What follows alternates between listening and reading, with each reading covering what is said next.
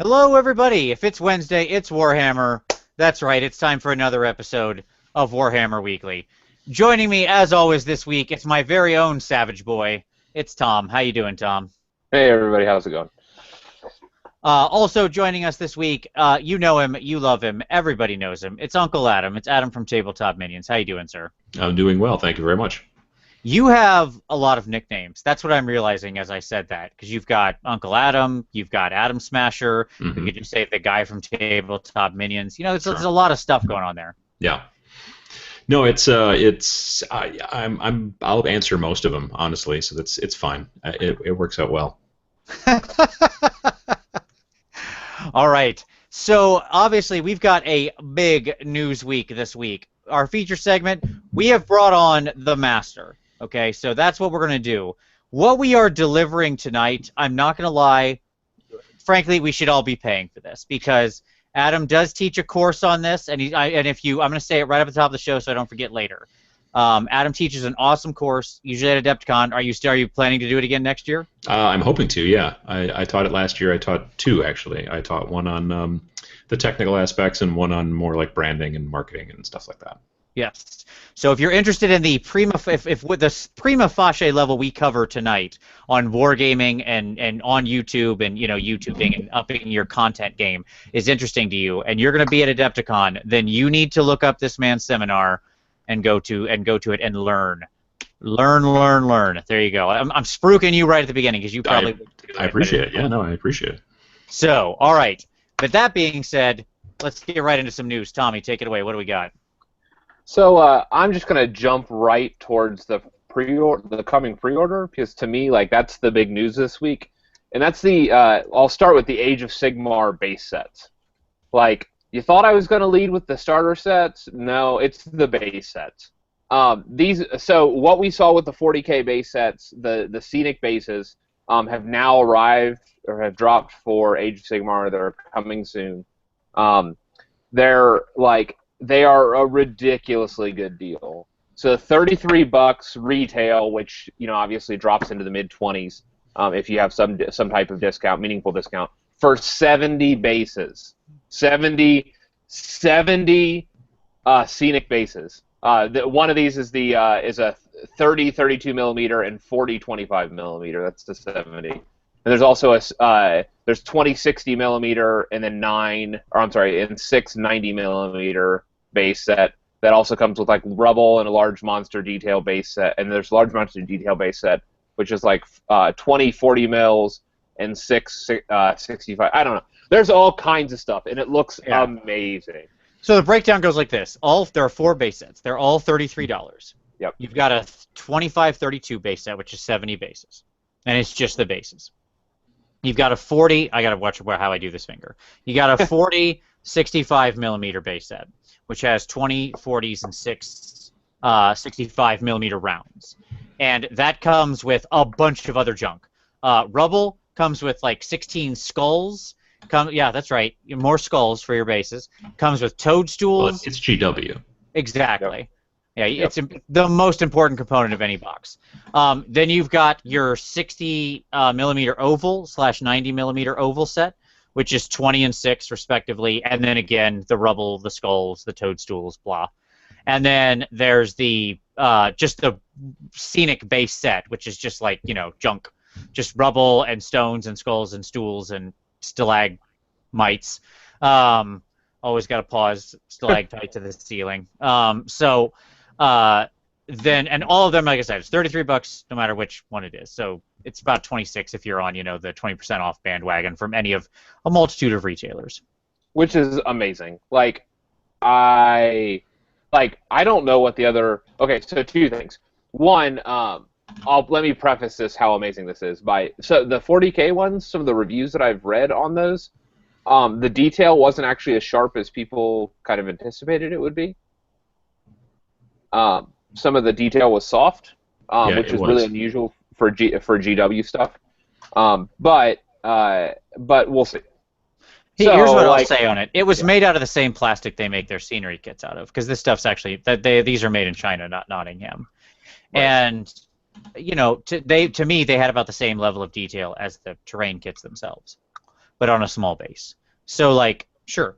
I mean, are they the same as the models? No. Are they probably good enough for bases? Yeah. Are they good enough for bases that you get 5 times as many as you would out of the resin kits from a lot of people? Also probably. Yeah. Yeah, they look good. I mean, there's one of the sets that would just look fantastic for Silver Tower. Yep. So it's just like all around, I am super stoked for this, and I don't know what the other companies are going to do, like because this is just a different price point, like a completely different ballpark of pricing for the stuff. Yeah, I want to see more. Like the issue with it is if you compare it to somebody out there, the other people out there, like a Secret Weapon or somebody like that, right? Yep. They have their sets, the amount of sets that they have is so much bigger. Sure. Right? Like Secret Weapon carries an insane range of just very detail and different stuff. So like this is nowhere near that. So like yeah, in the one overlap of like sort of urban or not urban, but well I guess 40K the urban or the your kind of wasteland set, sure, but there's just so much more out there. Yep. Absolutely. With the bases, they have the matching board is the AOS board is finally here. We've waited 6 long months since it was originally rumored to drop after they had their problem, and it's here. Yep. It looks good. Yeah, I mean we've been staring at it in pictures for months now, almost an entire year. And I'm down. Am I correct that they're selling them individually? Yeah, I think you can buy the pieces individually. Yes. Like I knew that they sold like partial packs previously. It's just a curious move. Are they designed to work with the previous Realm of Battle board kind of thing? I believe so. Yes. It's like, are they? You mean like, could I take the other Realm of Battle I have and like take out one of my squares and put in one of the new squares? Yeah. I believe so. Yes. Because the way that they built it is like I think this time is completely modular, so they can be all around. Sure. Yeah, I don't know. What I will say though is there are 4 unique tiles, and they're pushing in the General's Handbook at least like a 3-tier table structure. I don't know if you guys have seen this, where 1,000-point games are supposed to be played on a 4x4 foot table. 2,000 foot games are supposed to be played by 4x6, and then 2,500 are supposed to be played on a 4x8. And so this type of structure of selling it in this way, even if they were to sell packs of 4x4, it gives you everything from the 1,000-point table all the way if you bought 2 of them up to the 2,500 point table. So, yeah. So that's coming. With that, we're getting a Dominion of Chaos book. It's going to run just like the Chaos Dreadhold book. It's going to be a very similar kind of style, and it'll be additional rules and battle plans and stuff like that focused on the terrain and scenery of Age of Sigmar. So, for those of you who bought the Chaos Dreadhold book and are looking for the companion tome, hey, so Tom, I'm lined up. I was looking at this and I was like, man, I'm in. And I'm probably going to be in on the 4-piece. Like I've been wanting a Realm of Battle board, but I didn't know if I wanted to go all the way in for 6 pieces. But I could probably do 4 because I could use it as a Mordheim table. Like there's some flexibility in what that is. And if I wanted to expand it later to a full-size table, I could do that. So, Adam, what's your feeling on the Realm of Battle boards? On these like the plastic, the terrain infused board. I own the original one, the kind of one with the cracks that have all the skulls, and then you find out that they don't so much have bedrock on this planet, but they have skulls. And I painted it all deserty with the Krylon camouflage paints because it sticks so crazy well to plastic, and I'm a big fan.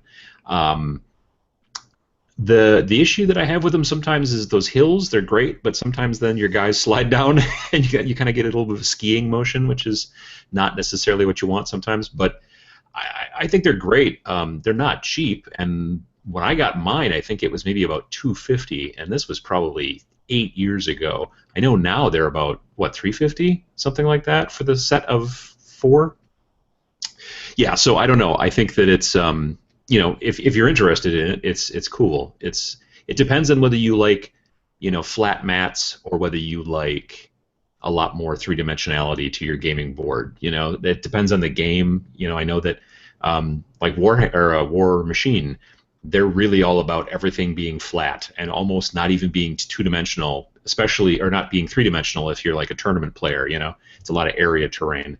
But I like the look of them. I think they're kind of cool if you can usually try to cover up those holes that are filled with skulls. One of the neatest ways that I saw somebody change the original Realm of Battle board is they painted it like an ocean. Okay, and so and they actually so the hills were like the sea, like the dunes rising out of the actual sea. And then they did a layer of resin over top of it, like the fill-in water stuff.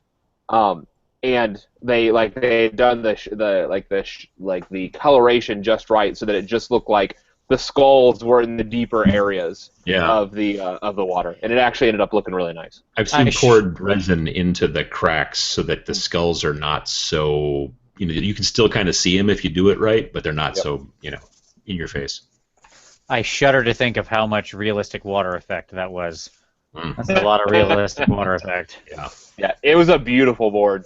If I can find it sometime, I'll share it up as a link. But it was impressive. Okay, we have the new Start Collecting boxes, and boy, was this a surprise for me at least. We have all new forces, all forces that all have book battle tomes. Sylvaneth, Ironjaw, Stormcast, Bloodbound, and Flesh Eater Courtier all have Start Collecting boxes coming. What do you guys think about this? I think that it's a really smart move from GW. I mean, I don't know how many times I've been in a shop, my local shop, and I'm talking to somebody or somebody's asking about Age of Sigmar, and they're like, well, but it's really expensive and it's stuff for Games Workshop, and you're like, yeah, but look at this box here. This box is $85. This one dinosaur in that box is normally $85. So they've made them such good starter deals that it's good for getting people in the hobby, which is obviously something they really need for Age of Sigmar. I mean, that's the whole point of Age of Sigmar, in my opinion. So yeah, I think it's a smart move, and you can't just buy the one. That's a good. You look at it and you go, well, geez, that's a pretty good deal. I can really get started. And then you're like, well, if I just had some of these guys, and then I just had some of these guys, and it's how it works. The reason why, in my opinion, it's a good deal, it was the right move, is because of the upsell. Okay, so if you're getting people into the game, you hand them one of these boxes, and they would ask, what else do I need? And sometimes, handing them another box, a $50 box, may be too much of a stretch.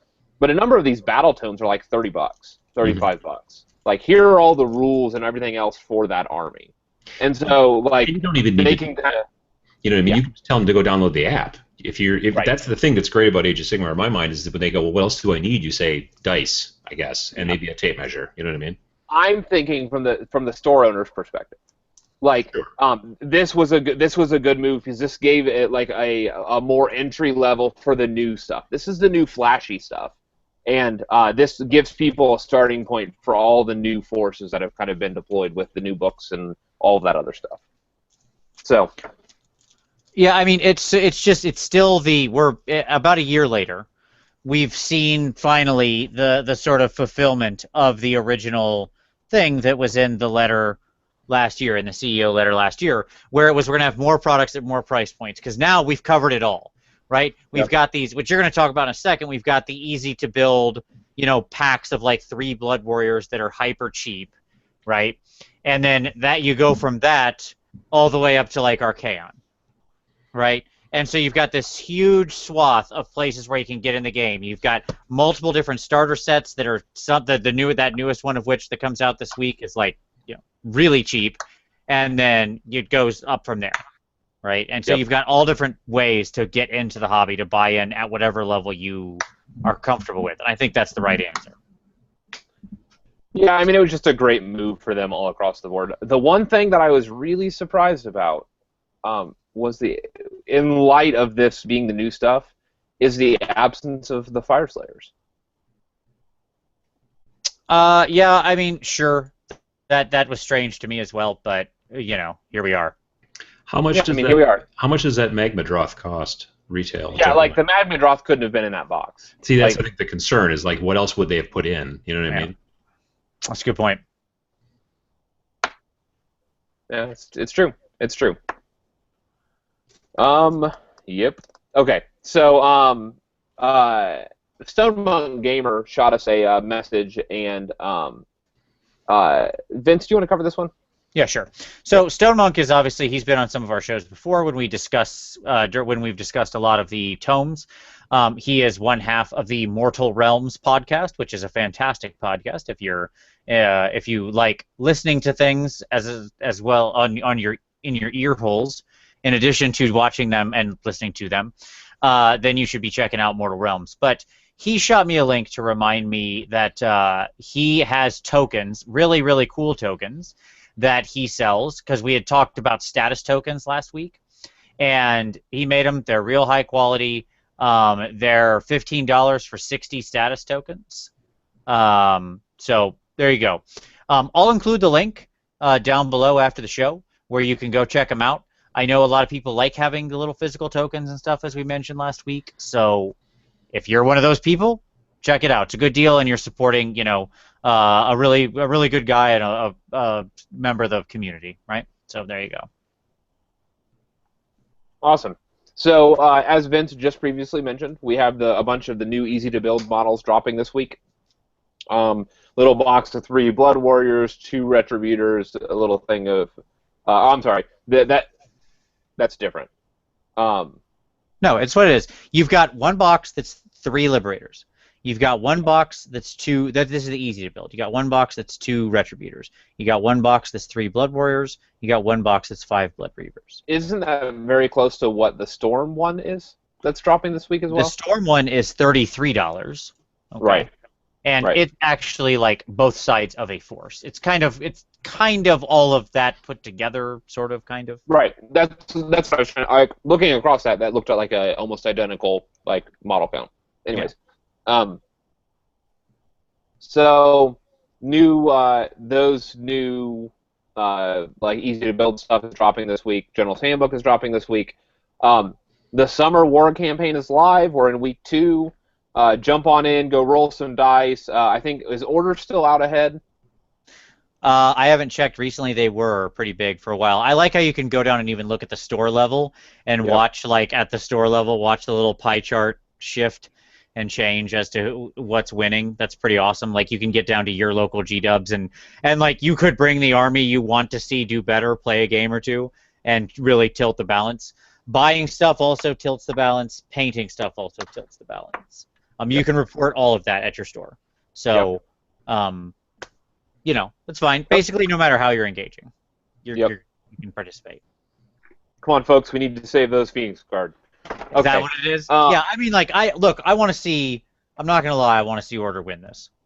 I really do. It can't be Chaos. I'm sorry. You won already, every other time. You're done. You had your time. You screwed it up. You're done.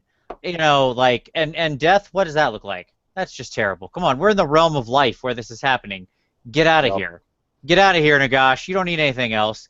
You're straight out, okay? So that leaves Destruction and Order. I'm fine if Destruction wins too, I guess. That's cool. I want to see the Phoenix Temple release. I want to see that thing. I want to see that bad boy drop. Sure. Hot. It's the Warriors of Phoenicium. Yes. Phoenicium. More hard words to pronounce that I can screw up and just butcher for months at a time. I can't wait. Phoenicia. Hey, sure. Why not? Okay.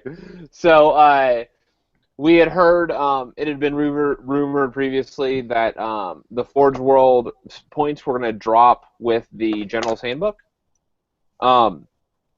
Since the Forge World models don't have their points in the General's Handbook, it was confirmed that Alan Bly had handed over, at least for the Chaos Dwarves, that PDF is done, and it's at the web team.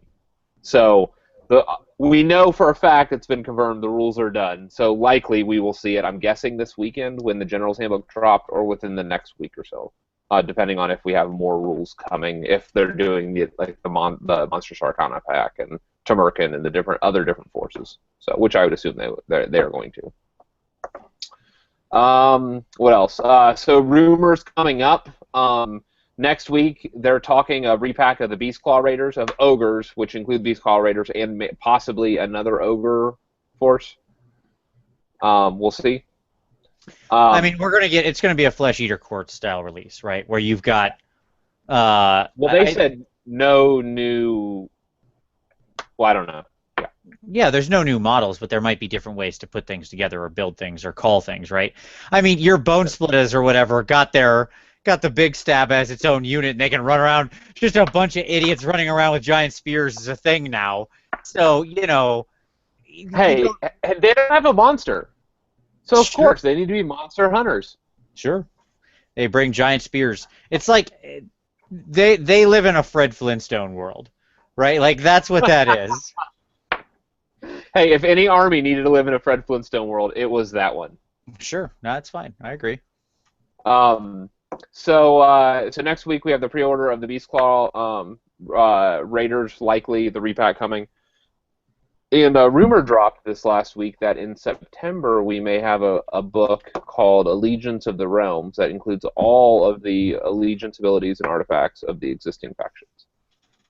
Yep. I mean, that'll be another auto pickup, right? Like, if that's the type. Yeah. Because they need it. We know it's coming. Like, that's the most. That is the rumor that is the most obvious rumor, because we have our generic traits. The Sylvaneth have an awesome tome full of a bunch of specific traits. Everybody else is like, where's my toys? They're coming. Like, yeah, I mean, it's a gimme. And it wouldn't be hard to drop like something like that has like an allegiance ability, some the command abilities, artifacts, and a spell lore.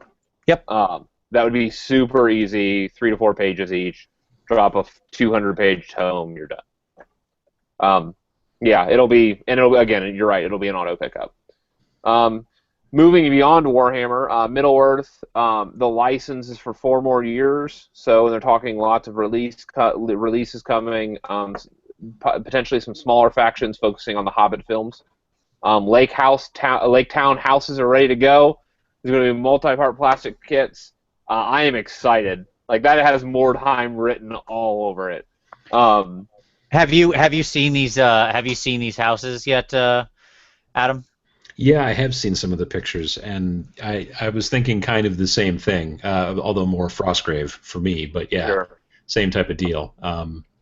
Yeah, I'm glad to see that they're doing that kind of stuff. I like to see those weird 40K like shipping container terrain that they did finally too. I mean, the MDF guys have been laser cutting shipping containers for 5 years now, and finally Games Workshop is like, we could make those out of plastic, and then they finally did. So, hooray for them. And yeah, it's nice that they're going to actually have something that's not like a spooky, tower or a spooky castle or whatever, because where do those people live? You know what I mean? Yep. Right. You go to work at the spooky castle and the spooky terrain, but at the spooky tower. But then at night you have to go back to your spooky house. That's just. It's obvious. Yeah. I mean, you wouldn't want to live there too. Yeah. No. Not at all. And then those releases are going to be dropping in December. Yes. Yep, December, and so it'll be sort of a new arc. They showed some of the models from the Forge World Open, like we got to see Dane on his pig or whatever thing painted up. So like for people who've wanted the dwarves riding, big battle boars, like, well, there you go. You just proxy it for something. I'm sure you can fit it in somewhere. It's fine. There you go.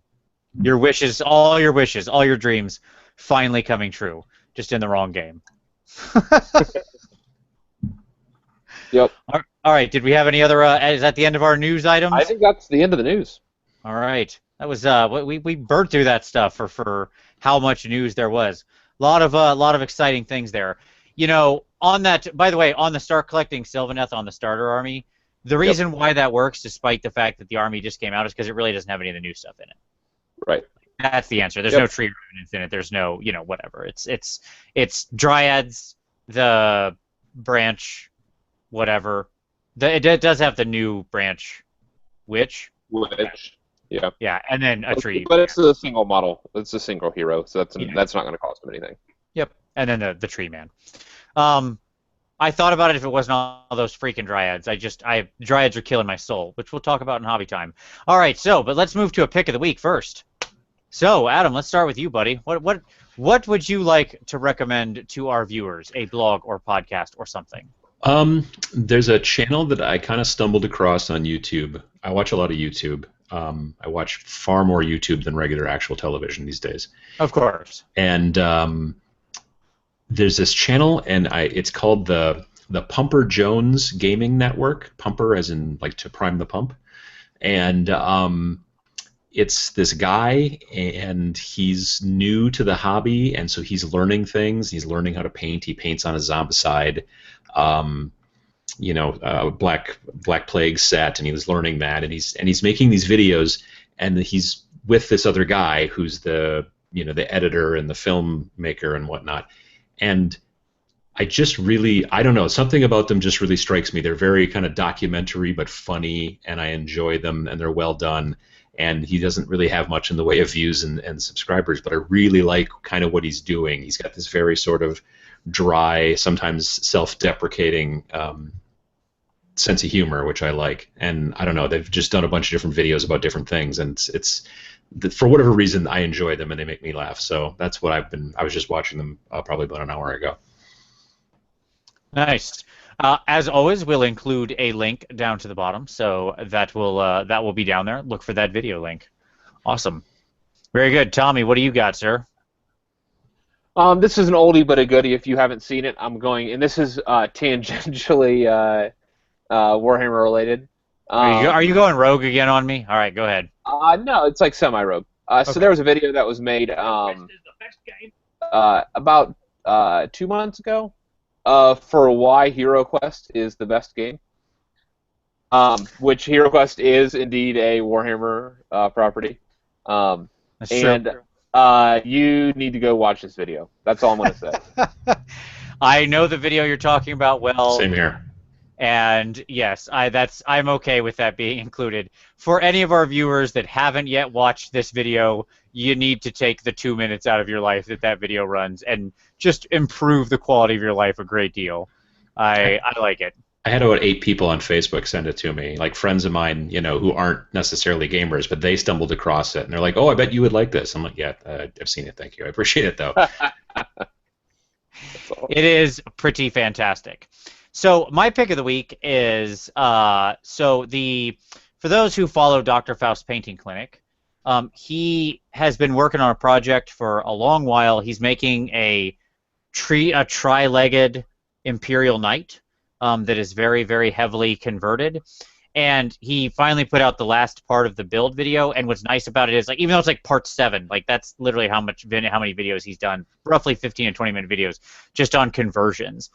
So even though you might think that's weird that I watched this on a part 7, you really don't need to watch any of the previous ones if you don't want to, because he actually, what I love about it is at the end of his things he's doing in this video, he goes through and sort of disassembles the model because he doesn't have it all glued, and shows you every choice he made at each point in the model, all of the conversions he did.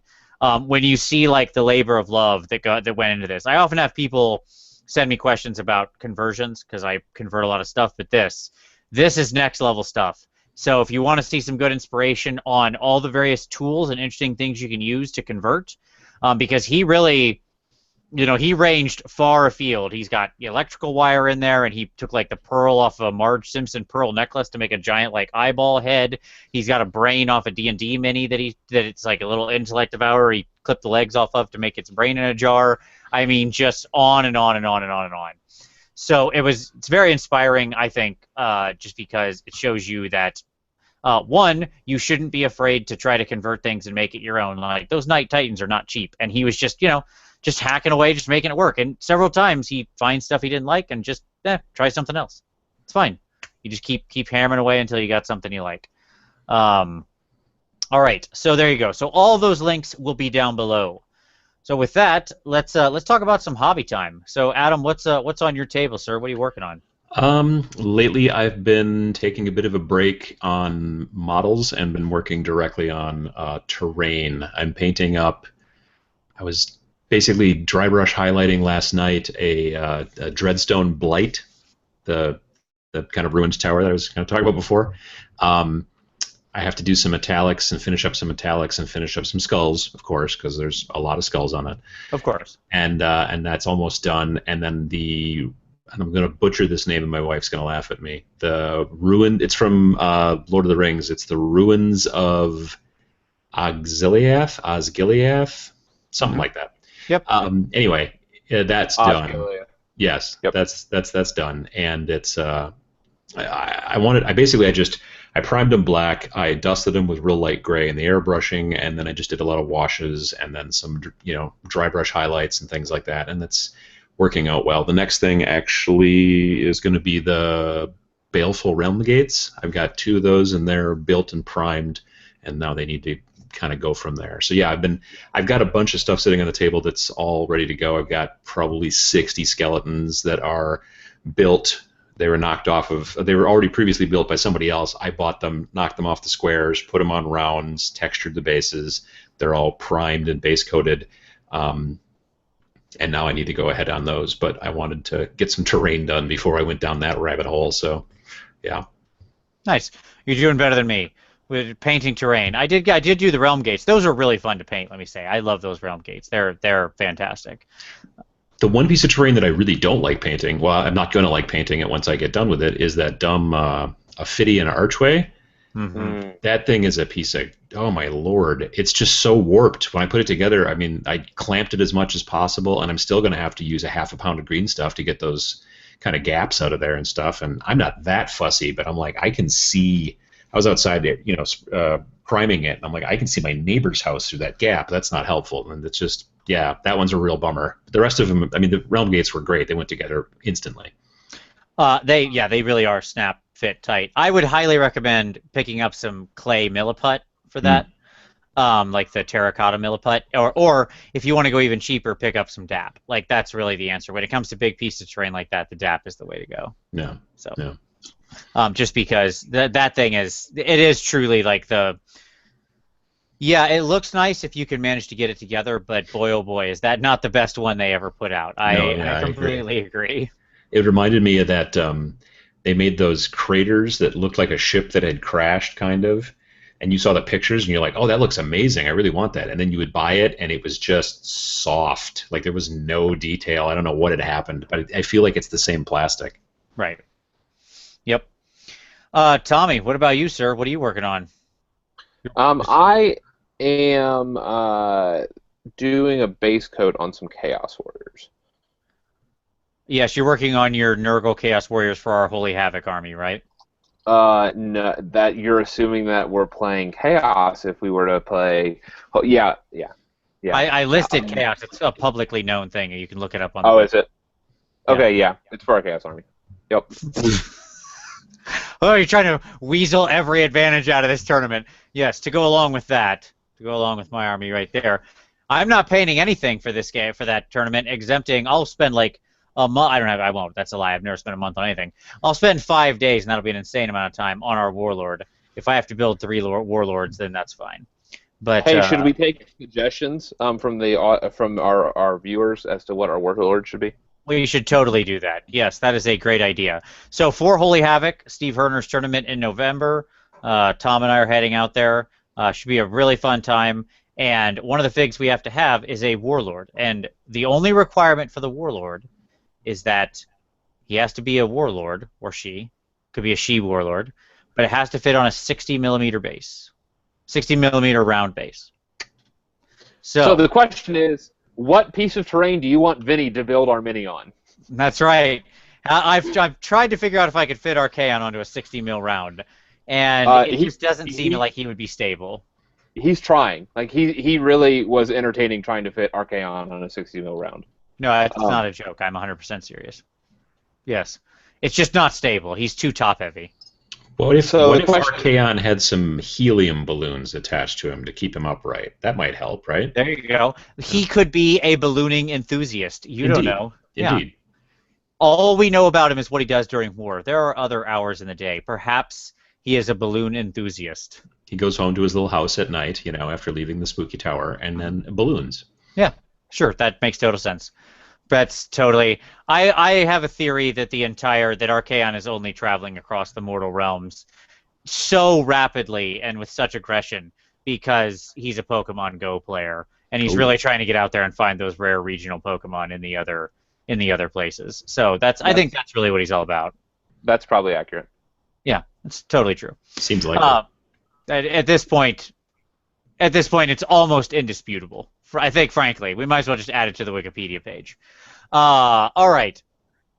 So for my hobby time, I am breaking my own good rule and working on two things at the same time, but I have a good explanation for that. It's because I was working on these dryads before I went down to... I was at Tom's house this last weekend, sitting in that room that he is in, and we played about 4 days of D&D. That was pretty great.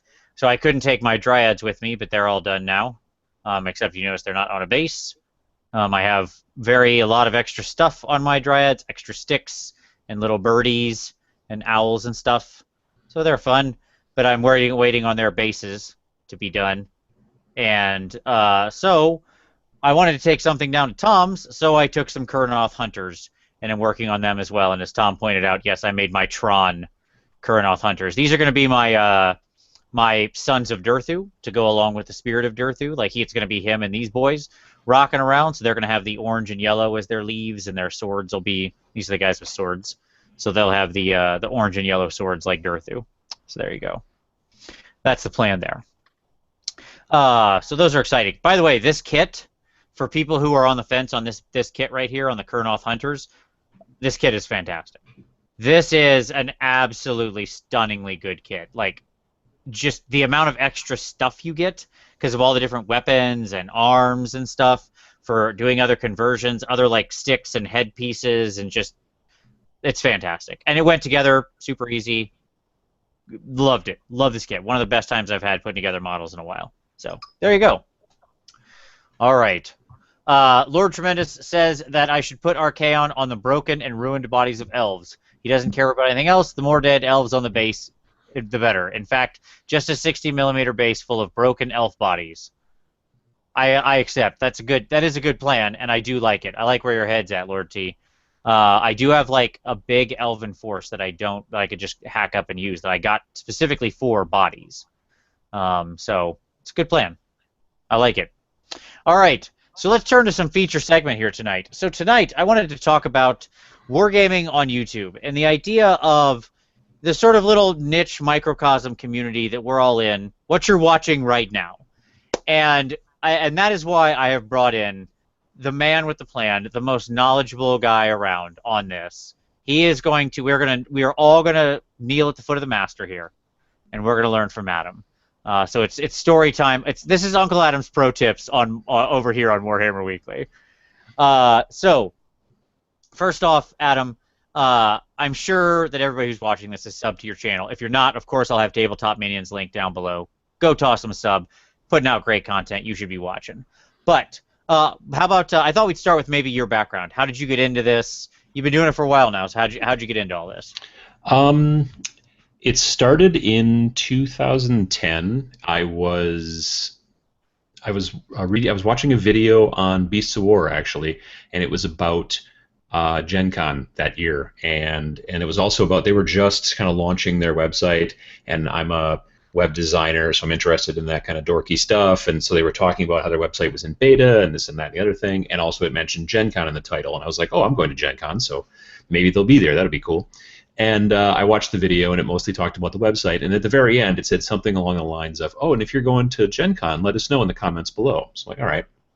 So I posted in the comments and said, yeah, I'm going to be going to Gen Con. I've been going to Gen Con pretty much all the time since '93. I've missed probably 3 or 4 of them. And so then I went to bed. It was late. And I woke up in the morning and I had this email from Beasts of War, and they said, hey, so you're going to Gen Con. Do you have a camera that shoots in HD, and do you have a microphone, and would you like to talk to people? And so it just kind of started honestly from there. Like I sent them a tape, well, not a tape. That's not makes me sound really old. I sent them a recording so that they could tell that I wasn't, that much of a weirdo. And they said, yeah, okay, cool. And so I started kind of working for them as a U.S. correspondent, and I did Gen Con and I did Adepticon, and then I started doing some stuff myself, like in my basement, aka the Nerd Bunker, and that was me doing like unboxings. They would send me stuff, or they'd have a manufacturer send me some stuff, and I would do these unboxings and things like that. And I got to the point where I just was like, I really like these guys, they're nice and everything. I just want to do my own thing. I want to do my own editing. I want to do my own stuff. And I don't really want to do a lot of unboxings. I want to talk about other stuff. So in about March of 2013, we amicably split because I wanted to start my own channel, and it seemed like a like a conflict of interest. So I started my channel with 13 subscribers, I think, on right around March 1st, 2013, and just started going from there. And it was very, I don't want to say it was hit or miss, but it was kind of hit or miss. There would be 2 weeks in between videos, 4 weeks in between videos, a month and a half between videos sometimes. Other times I'd be good for a while, and it was back and forth. But I was growing slowly and kind of going that direction. And then right around October of 2015, I just finally got a wild hair, and I said, if I want to be serious about this, I need to start doing it every week. So I started making a new video every Friday. And man, that really, it's just, if you watch the analytics, like that and a couple, I mean, honestly, that coupled with a couple of videos about Age of Sigmar that got a lot of play, really, really helped. And like it took me 2.5 years to get to 10,000 subscribers, and it took me 8 months to get to 20,000, and I hit 25,000 today, I think. So, congratulations. Yeah. So that's basically it. The whole thing really, honestly, started because I wanted to learn video production, and I've always been one of those people that feels that if you want to learn a new skill, you should apply it to a hobby. So that's what I did. I wanted to. It's like when you're a kid and your teacher gives you a box of crayons and a piece of paper and tells you to draw a picture, and you're like, well, what do I draw? And if I was going to learn video production, what was I going to make videos about? Might as well make it about the dorky stuff I'm doing when I'm not making videos. And so that's what I've been doing, because I've been into wargaming since the early 90s on and off. I did a lot of different stuff. I didn't really start playing Warhammer 40K until like 5th edition, and I never really played Warhammer Fantasy. I really got into it more with Age of Sigmar. I had purchased a bunch of Chaos stuff in 8th edition, but I never really built it. And then when Age of Sigmar landed, I was like, I got these Blight Kings. I think they're super cool. I could use them in an army with those goat guys that I have, And then I've got this one box of Skaven that I bought for some reason, and then so it just kind of goes from there. So yeah. Nice. No, I like it, and that's it is truly one of the great aspects of AOS is that you do have this sort of freedom to just kind of build as you want. You have a video, like one of a hugely viewed video that is why AOS is a good thing. It has a nice little picture of you pointing up like this, and I'm sure that has a lot of fun, controversial comments on it. But in there, you make a lot of very good points, and along that same line. Yeah, I mean that was one that I felt. I mean, more often than not, what happens is that it gets to be around Thursday-ish, and I think, I got to come up with a really. Sometimes I already have something planned out, and sometimes I have stuff planned out in advance. But a lot of times it's Thursday, and I'm like, man, I got to do a video about something, and that means that night there will not be a tutorial, because tutorials take, a bit more work, and I have to do a little more planning. So it's going to be probably more of a philosophical video, maybe more of a editorial video. That one was one I had been thinking about for a while, because I was getting people in my local store to start playing. We got some like hardcore Magic players to start building zombies, because one of them, he really likes zombies. Like every deck he has is always full of zombies in Magic, and then we were like, you could just buy a couple of boxes of zombies now and just start going to town. And then he's like, oh yeah, well, how much are the rules? We're like, well, they're free. You can download them for free. And well, what about it's all free. Just buy the models, put them together. And so he's been getting into it. So that kind of stuff. And I'm just like, people, I think, maybe don't understand that, because there was so much like bad press with the way that the switchover happened. And I just wanted to. I was like, well, I have these people who are these viewers, and I should really let them know about this because I think it's important. And I've gotten tons of response from people saying, I was on the fence and I'd heard bad things about it, but I watched your video and now I'm playing it and I'm really enjoying it, and I'm teaching my kid, or I'm teaching my girlfriend or my wife, or me and my 3 friends have gotten back into it. We used to play Wargaming a decade ago, and now we've gotten back into Age of Sigmar and stuff like that. So I mean that's really my main mission for the channel, is to get new people into the hobby. I'm not a strategist. I'm not going to probably do battle reports that teach you new tricks and how to win tournaments, because I stink at playing in general. So I'm much more of a hobby hero. So that's the kind of stuff that I want to teach people, is about how to get into the hobby and why it's a cool idea if that's what you're interested in. It's not for everybody, obviously, as we all know, but yeah, that's kind of the main mission, if there is one, of the channel. I like it. That seems a good mission, and one that I certainly empathize with, as I also suck at general wargaming. So there you go. That's fine. I'm okay. I'm at home with the me that's on this adventure. Yes. All right. So you mentioned you watch a lot, probably more YouTube than television. I'm in the same Absolutely. boat. Yeah. I think probably a lot of our viewers are in that boat, frankly. I've got a couple shows I DVR. I watch them with the wife, whatever. But the majority of the day or whatever, or if I'm down hobbying or whatever, I'm just YouTube is on, right? Mm-hmm. And so I thought, like, what are the types of videos you watch? And then there's an interesting corollary here that I wanted to talk about and get your opinion on. So the general rule of YouTube, for most of YouTube, is like the 5-minute video, right? The golden video is like a 3 to 5 minute video. It's this short, bite-sized thing. You can watch it. You can move on. Whereas in our hobby, the expectations are so completely inverted, or so it seems. Like the sort of baseline, even for like videos you're sort of intending to watch, they tend to be about 20 minutes. And then like there are plenty of people doing like hour-long, multi-hour-long, like you do it every other Sunday, like sort of paint-a-sode type of thing. I do lots of paint-a-sodes, and people really respond positively to that and love that kind of thing because it gives them something to sort of have on, I think, while they're hobbying. But I wanted to know if you had similar experiences. Oh yeah, absolutely. I mean, honestly, it was the reason that I thought about doing the live show was because I was interested in the concept of trying to figure out how to work 2 cameras at once and sort of do some live sort of switching. So I downloaded a copy of XSplit and I started working with that, and I bought 2 identical webcams, and that was a terrible idea because then you can't set the settings on the 2 webcams because they get confused as to which is which, so you have to go with different manufacturers, which is there's your pro tip right there.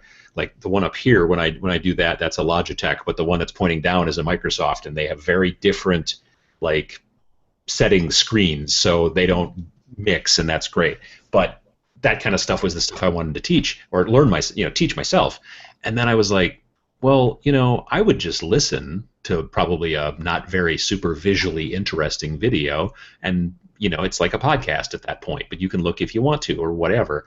And so yeah, the longer videos, I mean, I do 2 hours when I do my every other Sunday show, and that's I mean, I have a lot of people who are either listening live and painting, or they're like, well, I'd listen to it later on. And, we all, I mean, I did the video just recently about how if you're not listening to stuff while you're painting, you really should think about it, because it's really a good motivator. For me, there's times when I'm like, I don't feel like painting, but I want to listen to the next podcast, or I want to listen to the next chapter in the audiobook.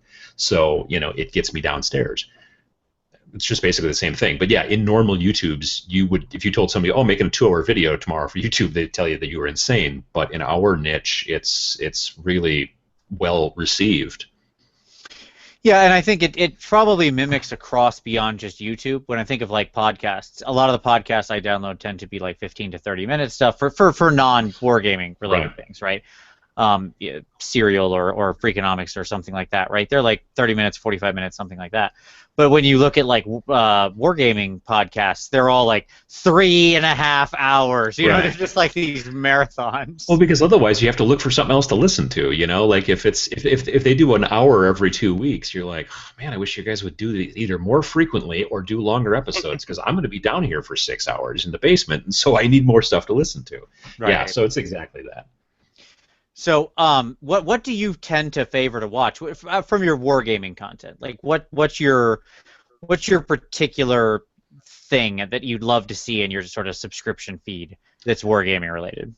Um, lately, I don't know. I do subscribe to a couple groups that do tutorials. Um, I do subscribe to, like Mini Wargaming and to Beasts of War. I mean, I subscribe to you. I subscribe to MC1 Gamer. I subscribe to Andy 2D6. I like some of his bat reps because they're funny. I get a lot of people who ask me, "Oh, are you going to do bat reps soon? You should do bat reps soon." And I generally don't watch battle reports too much because a lot of times they can be very dry. I'll watch some of the banter bat reps that they do over at Mini Wargaming because those can be kind of fun, and that's so. I want to do bat reps soon, but I want to make them more personalized. I want to make them more about the players and more about the story, and less about like, okay, well, I got to move these guys over here and then roll and that kind of stuff. So yeah. But that's kind of the stuff that I watch in wargaming. I like to watch tutorials. I do prefer to frequently. I usually do most of my YouTube watching actually on television. It's we've got a Apple TV or whatever, so you can watch YouTube on the television and it's on the big screen and that's fun. But it doesn't fast forward very well, and there are some tutorials where I'm like, I don't need to see every paint stroke on the pants, before you go to the next step. And so that's for me. I have a tendency to fast forward, and it's easier to do on the desktop sometimes than it is on the controller. And then I get people who, the tutorials that I've done and that I've done with Sam, those have sometimes people have said, well, you skipped ahead too fast, and I'm like, I showed you how to insert it, and you just kind of, we don't have all day, as it turns out. So that's kind of one of those situations where we're showing you the general idea, and then you can kind of take that and make it your own and go from there. Boy, it's so funny you say that, because that has been so. Like, I have a lot of hobby cheating videos, and I just did a week of it recently with tutorials, and it is the thing I struggle with the most when I'm making them, is how much to film and how much to either like speed up or cut out or whatever, right? Because every time somebody, for the one person that wants to skip or doesn't need to see it or is like, I get the idea, there's going to be another person who's like, wait, what did you do there, right? And so Right. I'm always struggling with like, what's too rote for this tutorial that like I have to assume that the vast majority of viewers are going to know it and just don't need to see me do it, right? It's tough. And the other trick is that it's one of those situations where if I could just turn the camera on and just let it run, I would have far less editing to do. You know what I mean? That's one of the things that I like about the Sunday shows that I do, the every other Sundays, is that once they're done, I go to lunch. You know what I mean? There's like and I get home and it's up and people are watching it, and I don't have to do anything. With all the other videos that I do, I have to go to the studio, I have to shoot, I have to do the stuff, and then I come home and then I have to transfer it all into the hard drive, and I go through all this stuff and editing and all that jazz. And so there's a lot of work to those. So if you cut away a lot of the video that you're doing when you're doing a tutorial, you're making it shorter, you're doing all that stuff, but you're adding a lot more work to yourself. If you just let the camera run, you could do that, but it's finding that balance that's difficult. And everybody's different, and every viewer is different in that situation too. Sure. Yeah, absolutely. Okay. So now let's get into the advice section. Here's where we squeeze your brain. Sure. Just like a little ripe melon. We're gonna juice it. Just get out some sweet knowledge juice. All right, Here we go. So what I have here is your tips, and like in my question, it was production, editing, gear, setup, space. I put throughout a bunch of things. Don't feel like you have to answer all that, but just what are the things you found related around there that are your best tips? Cover what you. One of the most important things you can do in your video is to have good sound, which is counterintuitive, but people will sit through slightly janky video far longer than they will bad sound, because bad sound is in your ear and it's annoying and you can't look away, you know what I mean? Whereas you can kind of be like, well, and that's the thing, especially in our sub-niche or whatever we want to call it, it's all about, in many situations, people not paying attention at all. They're just listening. You know what I mean? They're not looking. So if your audio is bad, then they're just going to be like, well, I'm going to go listen to something else. You know what I mean? So if you're going to don't use don't try not to use the microphone that's on the camera. It's generally lousy. There are plenty of inexpensive microphones that you can get to plug into a camera if the camera's got the ability to take a external microphone source. If it doesn't, like when I do my videos now, I shoot on a digital SLR or a couple digital SLRs, depending if there's like a 2-camera setup thing. And SLR is a single lens reflex. It's like the interchangeable lens type camera. Most of them now shoot video, and they do it quite well, actually, so that's what I like to use. And then I record my audio separately on another device, and there's a shotgun mic that points down just out of frame, and that's really helped my audio. Previous to that, I used to use a lapel mic, which was just a relatively inexpensive $25 lapel mic that I got on Amazon. You put some watch batteries in it, you plug it in, and you just clip it to your shirt or whatever, and that worked pretty well. It works far better than the microphone on the camera does, but there was still a little bit of hiss that was annoying to me, so I eventually upgraded to that shotgun mic, and I've been super happy. It sounds great. Sometimes, unfortunately, it picks up other noises like people mowing the lawn outside and things like that, but otherwise it works pretty well. So yeah, audio is a big, big deal. Let's see. Another big deal, frankly, is consistency. From everything that I have read, the YouTube algorithms really start to bump up your video rank more and more. The more consistently. It's not like you have to do it every day or every week, but if you do it the same time, if you put your videos up the same time on the same second Thursday or whatever, doing that and doing it for a longer amount of time will then make your videos show up over there on that whatever side that is, over on the right side, and that helps a lot. Understanding how tagging works in there, I knew a guy who was doing X-Wing battle reports, and I would see him at the shop shooting battle reports in X-Wing, and I wanted to find out I wanted to watch some of his videos, but I couldn't remember what his username was, so I just started doing searches for X-Wing and battle reports, and I didn't find him, and I had to go and stalk his Facebook eventually, because eventually I'm like, I have to find it. I know he's out there. He's told me he's been doing this. I don't think he's lying, and I did eventually find what his username was, and then I was able to look him up. He wasn't using the word X-Wing in any of the titles. He wasn't using the word bat rep in any of the titles or in the descriptions or in the tags. So I could search all day long and I never would have found him. And then, that kind of thing is really important. Thinking about and understanding the way that your tags need to work, your description needs to work, your titles. I mean, it can be boring stuff, but it does help you in the long run. And you don't have to do all of those tips, that they tell you on these different websites about that stuff, but it does help to understand how it works, because that just gets more people into your yard, as it were. Right. No, and that makes sense. It totally makes sense. It's funny because it's something that I ran up against recently, because I realized for the first many of my hobby cheating videos, I never used the word tutorial in the description. I had it in the tags, but I never said it in the description, right? And technically, the video series name doesn't have tutorial in it either. It would just say whatever, hobby cheating 31, doing this thing, right? Painting white or something, right? Well, the problem with that is that it doesn't say how to paint white, or which is something that people often will type in. If you're thinking about the normal search patterns, I didn't say tutorial in the description, so I changed all that around and then went back and updated all the past videos. But yeah, it's definitely an important lesson to learn. Yeah, and there's a lot of stuff that you can do within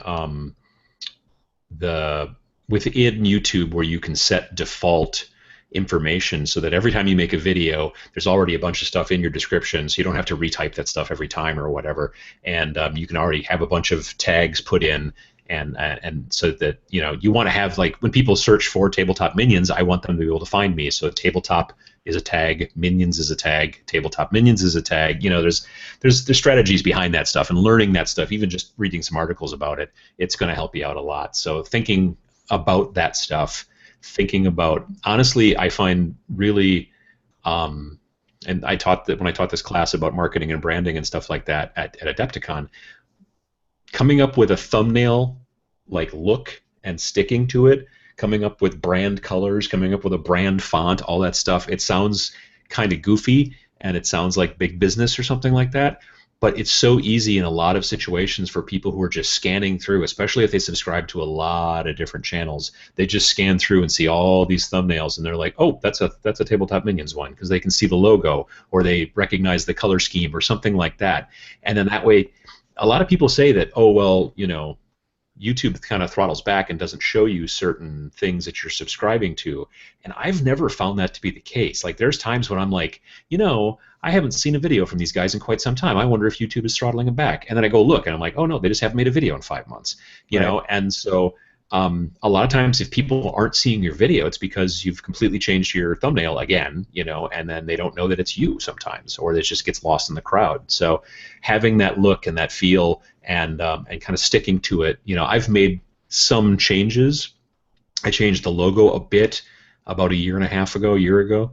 And but I've stuck with the colors, I've changed the font a little bit that I use and things like that. But just having those things set up as like a simple template or something that you built in Photoshop or GIMP or any one of those programs, I just go into the last one, change the text, and then output it again and go from there. And it's just real quick and easy. But those little things, it's all those little details that can really help.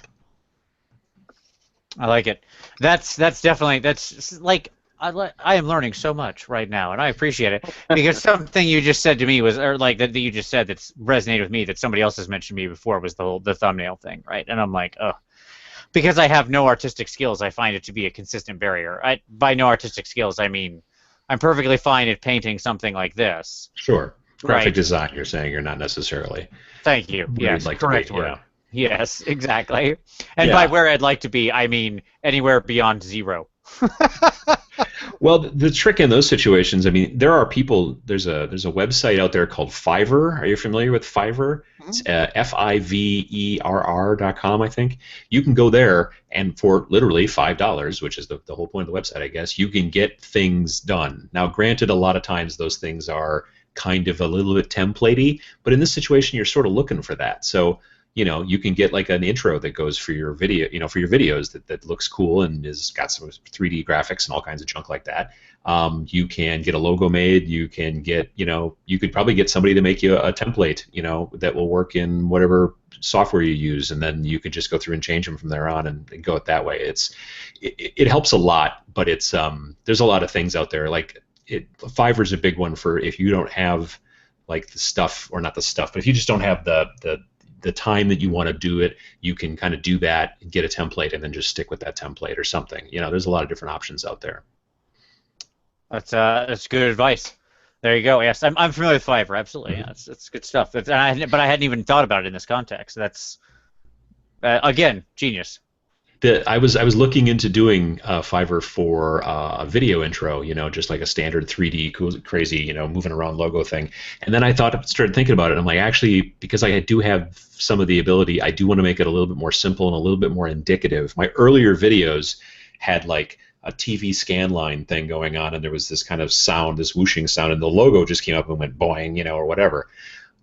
But I started thinking about it, and I'm like, well, if you've just stumbled across my video and you don't know what it's about, that intro tells you nothing except the name. You know what I mean? Mm-hmm. So I was like, I want to actually have some pictures of miniatures in there, and I want so that I took these 3 different pictures. There's a fantasy picture, there's a Flames of War like World War II picture, and then there's a sci-fi like 40K picture, and then I worked in clanging swords, machine gun rat-a-tat, and then laser blast, and then as the logo pops up, then it's a dice roll. So like if you've never heard of the channel before, just seeing the intro, you'd be like, I think I know where we're going with this. You know what I mean? So that kind of thought process helped a lot too. The other big thing in the videos that I've been doing lately that have helped a lot for retention is I always lead off with, like, in this video, we're going to talk about this thing, because if you initially, very first, just tell them, hey, this is what I'm going to talk about, then you're less likely to lose them. Because a long intro, they can be like, come on, let's get over it, And so just like a very quick, in this episode, we're going to talk about how to, weather terrain or whatever. And then you go do your very short intro, and then you go into the video. You help with retention and stuff like that. And Google Analytics has got all the tools, or YouTube Analytics, sorry, has got all the tools to show you, like, audience retention and when they drop off and all that kind of stuff, and it helps you to kind of tweak things and then that kind of stuff. Now, all of this, of course, is if you're trying to make it a business, which I've made a little bit of money doing it here and there. I did some merch stuff. I did some T-shirts. I'm going to be doing a little bit more merch stuff, but I'm not trying to make it something to pay the house payments. You know what I mean? Partially, it's just because I like to learn, and I'm trying to learn the craft a little bit more and that kind of stuff. So that's why I put time into doing that jazz. I will admit there are times when I'm editing videos when I should probably be painting. So you have to make that trade-off, but that's the way it works. Well, that is two things. One, quick to a user question or to a viewer question. Skaven. So Skaven AZ said he's going to have to go back and watch this one from the beginning. It's good stuff, and he needs to learn more about his own channel and how to expand on his projects. One quick note for you, Skaven. You want to go back to about minute 26. The previous 26 minutes before that are Age of Sigmar news. Let me give you a solid minute 26, buddy. That's where you want to kick it off. All right. So at any rate, so that's an excellent segue into our next item, which was monetization. Now, this has been a hot topic this week because I sort of this all started like 2 weeks ago when Once Bitten was up here for a tournament, and he and I had a long conversation about it. We were kind of talking. He went back and did a sort of a ramble video on it, and then I thought, this is it. This is the topic, because it had been on my mind a lot too.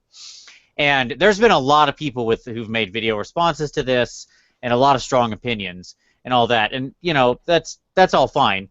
I think that for the most part, the idea is fairly positive, that if people want to monetize in various ways. But what I really want to talk about here, beyond just like the nature of how you view it, also what have you found in your road going through there? I know you had kind of an interesting story you shared on the actual topic of the week video. So I thought maybe kind of we'd start there, and you mentioned like merch and stuff like that. Just kind of what you've run into and what's worked for you, what hasn't, that kind of thing. Yeah, so when I started out doing the videos, like I said, I was trying to basically teach myself how to do videos and kind of how to be a video producer and learn as much as I could about that kind of stuff. Because of that, I didn't feel at the time that that it would be like if I'm teaching myself and I'm learning and I'm concerned about how I'm doing and that kind of stuff, then I don't know that I should make you sit through an ad to see what may or may not be successful. So yeah, I didn't have monetization turned on for the first 2.5 years that I did it. So the first like 10,000 subscribers, I didn't have any monetization turned on at all. So it was just completely ad free. And I felt that it was, at the time when I first started it, there was this vaguely idealistic sort of idea where I was saying, well, then I'm not beholden to anybody, not even the viewers. I'm not beholden to anybody because I didn't make them sit through an ad, that kind of thing. And to some degree, that can be true. Another big thing, though, is that, and I think that MC1 Gamer mentioned this. I was watching, he was talking in a response kind of to this recently. He was talking about the whole situation of, he's like, I'm really hoping eventually to get $100 so they actually have to send me a check. You know what I mean? Like the way it works with YouTube with monetization, if they don't owe you $100 yet, they're not going to send you anything. And as far as I know, I don't think they actually send you a check. I think they actually direct deposit. But either way, it goes into your AdSense. So they don't. Yeah. So they don't trigger a payment until you make at least $100. So when you first start out, there's just no reason. Like you're if anything, you're maybe slightly subconsciously driving a little bit of viewership away if they're like, this guy's got 35 subscribers, but yet I had to sit through this 15-second ad. So I just suggest to people that they just turn it off to begin with, and just the really important part, honestly, in all of this is patience. It's not something you can be like, well, I've been doing it for 6 months and I just don't have 5,000 subscribers yet. Well, most people don't. That's the way it works. It's patience. But for me, when I started to get to that point, I was like, all right, well, I'll turn it on now at this point, because I was getting more serious. I had moved to doing it every week. So I felt that I was giving enough content and output that it was something that was useful. And then I started thinking, I'm like, okay, well, I mean, I have watched a couple of, like, not behind the scenes, but like sit and talks with the guys from Mini Wargaming. In our niche, they are the biggest. In wargaming, tabletop wargaming of any kind, they're at about 217, 220,000 subscribers right now. The trick is that within the grand scheme of things, they are a blip, a tiny blip. But But anyway, so Matt from Mini Wargaming has said in a couple of different videos that the amount of money that they made from their AdSense doesn't pay the rent on the facility that they have, every month. So, you don't get rich doing that. But what they do, is they have a subscription thing, and that's how they find their revenue stream. And everybody needs to kind of find revenue streams different ways. I did a T-shirt sale back in February, and rather than just making a T-shirt and putting it out there and saying, okay, I have T-shirts for sale, people buy them, and then I'm sitting on 15 smalls, because there's almost no such thing as a small wargamer, as it turns out. What I did instead was I did a 3-week pre-sale, and I'm like, you tell me, here's the design. What I did is I came up with a design, and I got the bare minimum printed at a local printing place. So I got 24 printed, and I worked out a deal with them, and I said, you guys hold on to the screen for 3 weeks after the initial 24, and then I will come back to you with another bigger order, and then just don't wash out the screens, because otherwise I have to make the screens again. So he said, yep, that's cool, we'll do that. And then I basically took all my pre-sales, and then I knew exactly how many I needed of every different size, and then I went back to him and gave him the numbers, and he ordered the shirts, and then he printed them and cranked them out, and I shipped them off. And that way you're not left over with stuff much. I did over-order a little bit on purpose in case there were problems, but then luckily I was able to shift all those shirts actually at Adepticon. I just walked around with like a bag, I had like a backpack, and I was just selling them out of the backpack, and I sold the last one on the last day of Adepticon. So it worked out really great. That's a good way, the trick is again, like I didn't just put the logo on the shirt, you know what I mean? We know that gamers like shirts that are funny and intelligent and say something or whatever.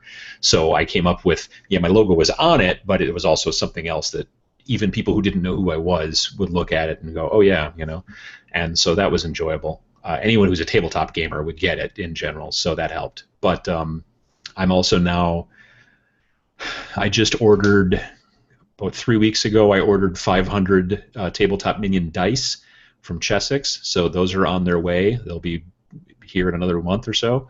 Evidently it takes about 8 weeks. I also got enamel pins with the logo, so those are coming. So again, they're like things that I can do that are small, that'll be easy, that people will like, and I can use those as like a monetization. But again, like you can still watch all the videos without the lapel pin. It's not like it's a decoder ring, you know what I mean? So right. it works out well that way. And like I said, the T-shirt thing worked out pretty well. It wasn't huge, but it was pretty good. And I'm gonna probably do another one of those in the fall, and then just kind of like I want to start having a store with things that are not size related. So like I said, like the dice and the pins, and I've got a couple other ideas that they can sit in the basement and be there, and I'm not going to be stuck with 30 smalls. You know what I mean? So. Yep. No, I think that's really interesting, and it's actually something that a lot of people responded positively to, sort of in the comments, right? Was talking about the idea of merch, because then it's less of like it's not a donation; it's normal buying stuff like you do in your normal life, right? Yeah, like, exactly. I gave you money, you gave me a thing. That's how the world works. Right. Yeah. No. Exactly. And that was the thought process. It was like if that was why I made the T-shirt to a design the way I did, because I didn't just want to put my logo on there and have you advertise for me and pay me to do it. That doesn't make any sense. But if you got a shirt that gamers are like, basically, if you didn't see the shirt, it was a photograph that I took of 3 6-sided dice, and then I photoshopped out all the pips except for the center pip, so they were dice that just only had ones, and then the text said, because that's how I roll, unfortunately. And so I had board gamers like walk up to, I was at a conference with a friend, and he was wearing the shirt, and it was a distributors conference, so it was all retailers and stuff, and he kept getting stopped all day long while I was standing next to him. People were like, oh, I really like that shirt, that's really funny, that's how I roll all the time. And so people get that kind of like, they're like, yeah, I get that. And yet they had no idea what what the channel was or anything like that. They just thought the shirt was funny. So finding that kind of focus helps a lot in that kind of merch. Dice, everybody likes dice, and you want to show that you got special Tabletop Minions dice, let's say, okay, cool. As long as they're not super expensive, then yeah, it works out. Have you thought about, like with the shirts, have you thought about something like Redbubble, right? Like that kind of service where you can just put in a design and then they sit there, and they sort of facilitate everything from that point on. I did. I looked into those, and they are pretty crazy expensive. The shirts that I sold were $15. That was what, so, and like, I don't know that you can get a shirt produced from Redbubble for $15. I'm not. A lot of those like print-on-demand places are at least $20 to $25, and then if you want to make some profit off of the shirt, so you're not just selling the shirt at cost, then you've got to bump it up even more. And so yeah, because I knew how many shirts I was going to be getting, and because I was able to order that way and print locally and all that stuff, I was still able to make a decent kind of little profit based off of that $15 shirt sale. So it worked out pretty well that way. I've thought about those, and it's something you can do, but you're not going to make much money off of like Redbubble, Cafe Press, a lot of those different places. Right. Yep. No, it's interesting. I'd have to think of I'd have to figure out what. I'm sure I have plenty of catchphrases that I say all the time, even though I'm not aware of them. Sure. That's why I need to get on there. That's the way to go. I'm sure that if Tom had a shirt, it would just say "Hello, friends." People are upset with you, Tom, for ditching your "Hello, friends." I want you to know that. I've gotten letters. I've had people ask why you don't say "Hello, friends" anymore. Our audience wants to know if you're angry. No. Yes. No. Handwritten with a quill in the mail, like an extremely elaborate prose. A little stampy thing too. Yeah. Well, now that I know that, hello, friends. But I'm sorry, I didn't realize that was a thing. I guess it is. I anticipated that my my catchphrase would be, you're out of your damn mind, because I say that quite a bit. But that just may be because I'm on the show with Vince. Sure, absolutely. That is a common exchange between the two of us. I get that. All right. So the next thing I wanted to touch on. Well, before we leave monetization, hold on. Let me put one more thing out here. One aspect of monetization we didn't discuss, which was frequently discussed, and is some of the thing that sort of started this off, was the idea of Patreon, right? So, what's your general sense of it? You're encountering with it, that kind of thing. What do you feel about it from your point of view? I'm considering it. I've been considering it for more than a year. Like I started up an account and it just didn't activate it. Literally more than a year ago, and I've been banging around back and forth. For me, the thing is, number one, I would only do it monthly because I would be concerned about, somebody else mentioned, and I don't know if it was your video or if it was another video where I forget who it was, but it was one of the response videos, I think, and he was talking about like, well, if you're charging $1 per video to your subscribers, well, then you might do 20 videos in a month so that you get the maximum amount of money. So I don't want to do that. I just would be like, hey, here's it's every month, and then there you go. Sometimes you'll get more videos, but you'll at least get 4 plus a couple of Sundays. That's just, but the calendar, you might get 3 Sundays. Whatever. So that's kind of what I want to do. I haven't been able to completely decide, like some people will just be like, I only have one tier, it's give me $1 or more, it's basically like a tip jar, that's, thanks. Other people are like, well, if you pay me $15, then I'll do this, but if you pay me $17, then I'll do that. And so I don't want to get, I don't know, I want it to be simple, but I do want there to be maybe a couple of levels, but I haven't completely been able to figure out what I want those levels to do. There are some people I know that will be like, well, if you spend this much, and we only have, I know, because you can set it up to say, well, we have a tier that's maybe at this price, but there's only 3 of them, or whatever. Right. You can give Correct. it a limit. Yeah, you can have limited. Yes. Right. So then that way you could say, well, I have a tier that's 3, and maybe that means that I will sit and paint with you on Google Hangout for an hour or whatever every month. Something like that. Yep. I don't know if I want to go that direction because it becomes another. It's just another, it's just more content creation. Not really, it's just a conversation, but it's just the time that it takes up, or it takes away from other stuff or whatever. So I'm still trying to figure that out. That all being said, I think that Patreon is pretty great just because people can choose to help you out or not, There are people out there who are like, I really hate ads, so I turn on ad blocker, but I feel bad that means that I'm not getting you ad revenue. So a lot of times, like the first tier in Patreon is what's known as ad blocker forgiveness, which you're basically like, hey, I always have ad blocker turned on, but here's $1 a month, just to cover me, and that kind of thing is cool. So I think it's fine. I'm honestly not even particularly against the concept of paywalls. I don't really have any plans to do anything like that myself. People sometimes complain about it. I know somebody was talking about, well, if everybody starts doing it, well, then there won't be any free content anymore. Except that I don't really feel that that's even mildly possible. You know what I mean? Like, first of all, you have to have some free content to get people to at least think that it's worth it, that maybe you are somebody who they would pay to get behind the paywall. And secondly, just there's going to be a market swing and there's going to be pushback, and it's going to be the invisible hand of the market that's going to say, yeah, there's not that many people interested in it. You have kind of clubs like you do with the Vault membership for Mini Wargaming, and Beasts of War does the Backstagers, I think. I think that, I mean, that's a big portion of, but it's a big portion of the way those two groups make their money and can have multiple employees and do all that stuff. Right. So yeah, I don't think it's a bad idea. I think that people can get a little bit too needy sometimes, and I don't want to push that agenda, but that's a personal preference. No, I get that, and yeah, the one thing that in my thinking about it was, not that I have any plans to do it at all, but if I ever did, the answer would be, I think you have to have tiers, okay? Because if you make any barrier of entry means no one picks the higher thing. So just doing like give $1 or more, I know how psychology works. Yes, some people will give more, but you're leaving money on the table if that's really your goal, right? By simply making the ability to give more than $1 be a different button click, you will get more people pick that thing. It's literally that easy. It's just stupid psychology. But to me, the way to do it would be, like the way that if I ever did it, the way would be this: $1. You gave me $1 a month, and I agree with you on the monthly. I'd never set like a video minimum because it just makes you put yourself on the treadmill, right? Yep. You're giving me $1 a month. Right. Wrong incentive structure. Exactly. It sets up a bad incentive structure. You gave me $1 a month. Thank you. You are an awesome person. $2 a month.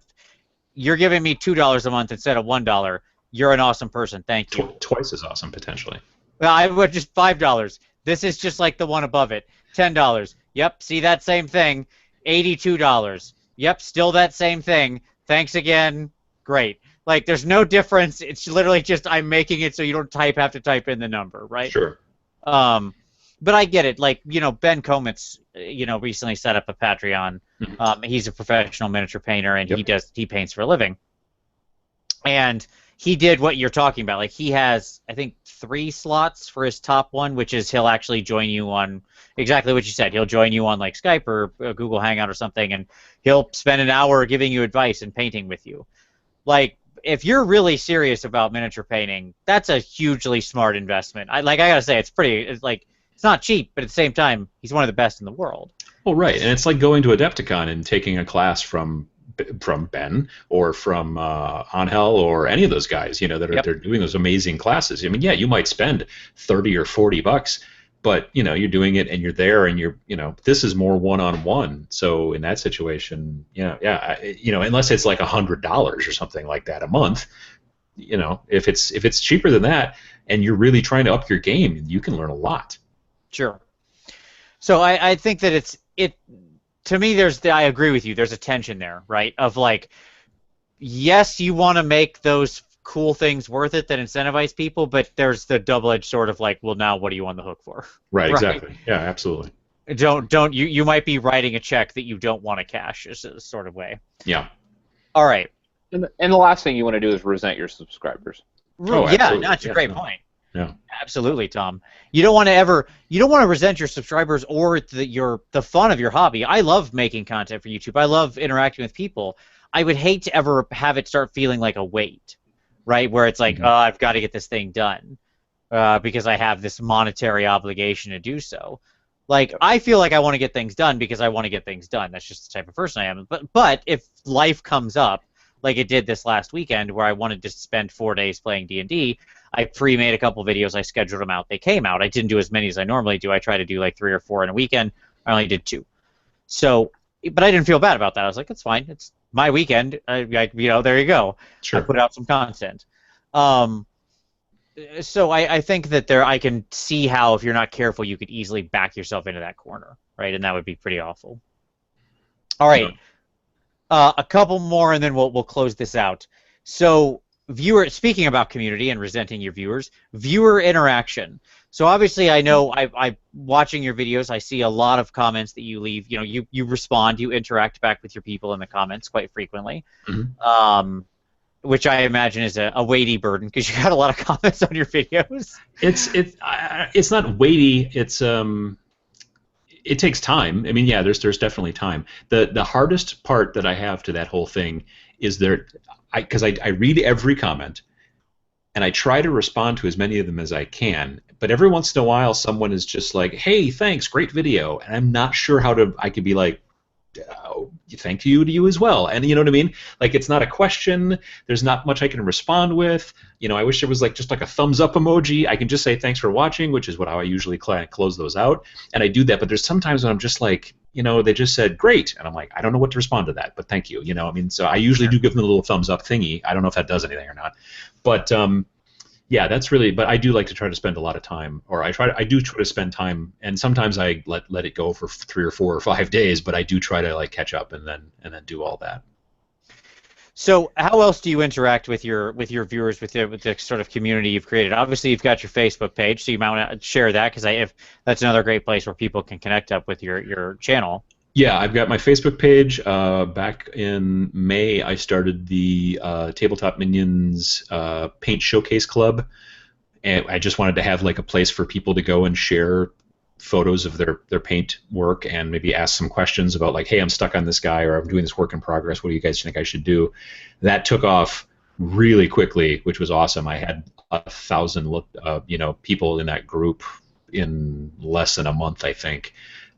So that's worked out really well, and that's been really great. I really enjoy like being able to kind of bring that kind of group together and get people doing that, and seeing a lot of people putting stuff in there, new stuff, putting people people who are new painters, like, hey, this is my first thing that I've painted in 10 years, and other people who are like obviously pros but are showing off some really cool stuff.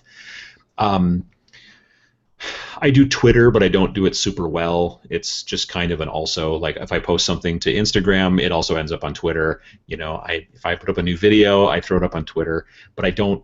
I respond to people who send stuff out to me on Twitter, but I don't seem to like just specifically tweet. You know what I mean? It's usually just like it's another vector. But I also do Instagram. What else? The weekly show, I read a lot of comments and answer. I mean, that's basically what the Every Other Sunday show is it's people asking me questions, me answering. Eventually I take some time and I show off like, oh, this is a thing, and that's like the featured thing for the week, and then I put it away and go back to answering questions, and that's fun. I enjoy that. Yeah, that's mainly about it. It's just kind of like, a lot of different social media. I've started up Snapchat. I've been doing Snapchat on and off. I like to do that kind of like behind the scenes stuff is what Snapchat's fun for. I answer emails. I have a website, though I don't update it nearly as much as I probably ought. So yeah, it's just kind of another place. Yeah, I mean, I've got a background in my job, my work background has been in marketing and web design and that kind of stuff for a long time. I've been doing professional web design since '98. Yeah, '98. But being in a lot of different marketing departments and kind of spreading out in smaller organizations where you're the web designer, but you're also the social media guy and a bunch of other stuff. And so yeah, I've had a lot of background in it, and it's just something that kind of helps to kind of spread things around. It's one of the reasons I think that I'm able to get a lot of subscribers, is because I kind of understand the ideas behind content marketing and how to get people out there. But the thing is that because there's a correlation between you have this many subscribers, but you only ever have about this many views. It's because you have a lot of subscribers who are interested in a specific thing, but you're a little bit more broad. I'm a bit more broad. You guys here are doing a little bit more just the fantasy stuff, so I think that your numbers are generally closer to how many subscribers you've got in comparison.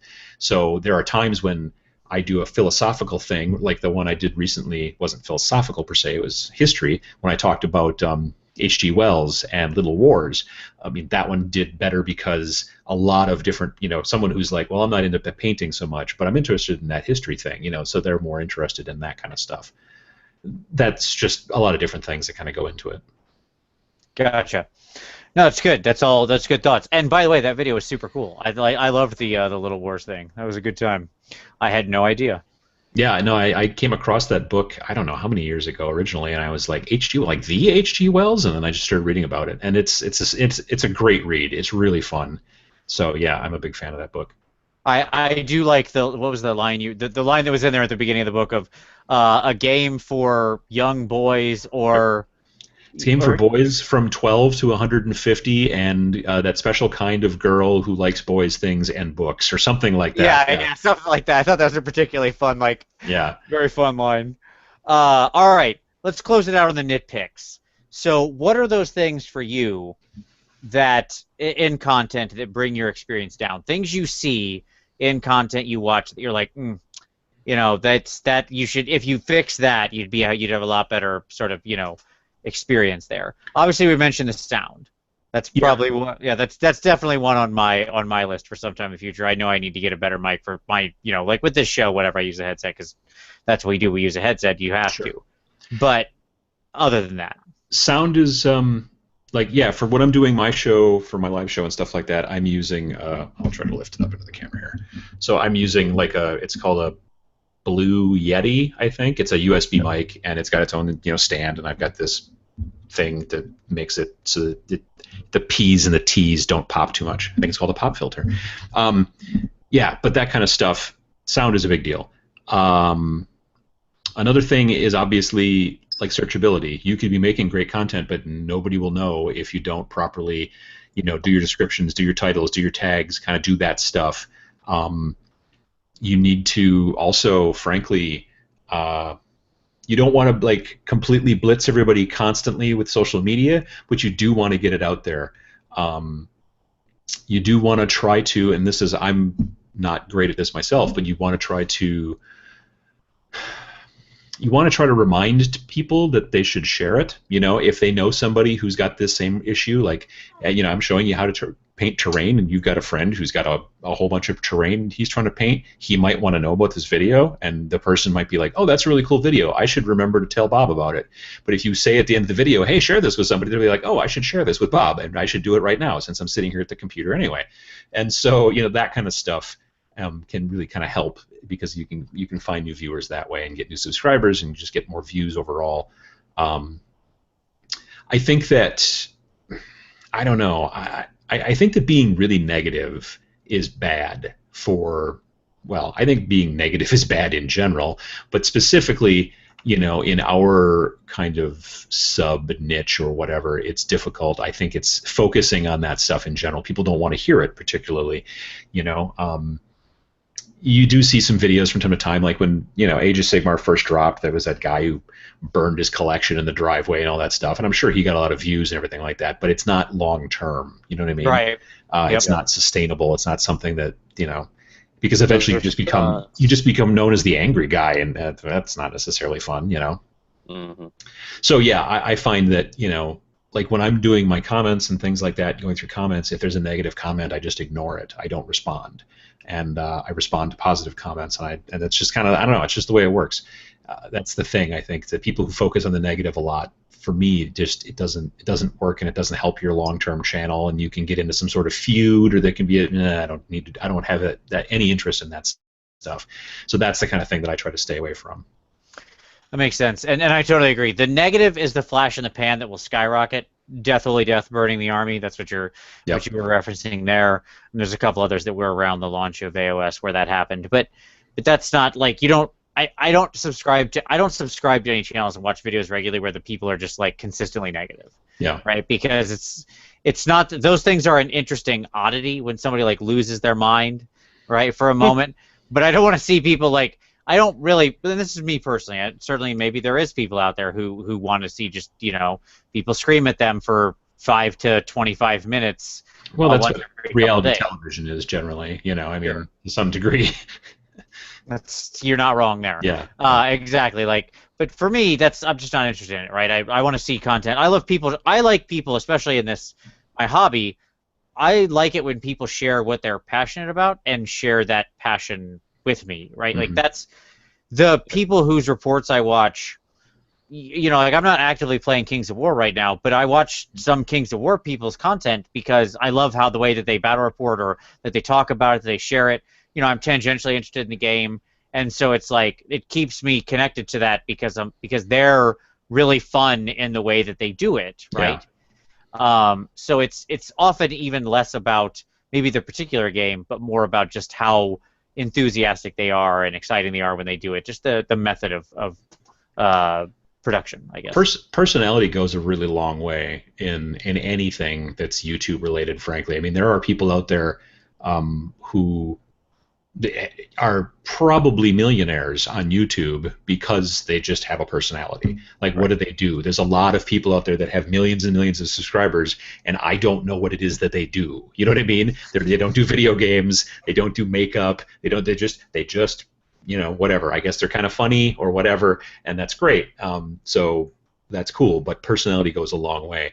There are, you know, obviously there are people out there who are passionate, but they are difficult to listen to sometimes, or are shy or anything along those lines, and that, you know, you can work on those things and you can do things about that. But the fact of the matter is that a lot of times, especially in our genre, because we're used to, you know, going to tournaments and going to game stores and coming across individuals who are introverted or whatever, but if you can get them out of their shell and start talking about the army that they love, then they're very passionate about it and everything like that. So we're used to working with these types of people to some degree, and so when you want to watch a video, if this guy's actually passionate about it and knowledgeable, you'll go past the fact that maybe he's not necessarily a public speaker of renown, you know what I mean, or whatever, and that's great.